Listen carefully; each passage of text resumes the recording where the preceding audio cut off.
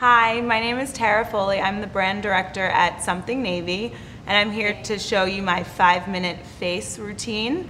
I normally start with a serum. Sometimes I use a moisturizer as well, but a serum is extra hydrating, fills in my fine lines.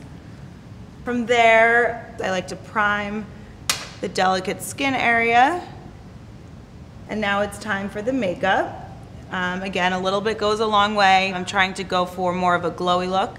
Tinted moisturizer versus foundation for me during the day, just because it's less intense. I don't need all of that coverage. For my 5-minute look, I use my hands, put it on the neck so that I am even. On top of it, I love to use a highlighter for the daytime. I just like to have an extra shine.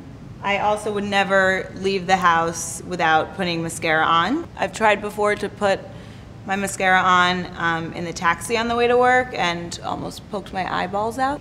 Sprinting out the door, I have to have something on my lips, something moisturizing, something that gives a little bit of pop of color. This actually brings out the pink undertones in your lips, which is nice. So that's my routine for accomplishing a 5-minute face.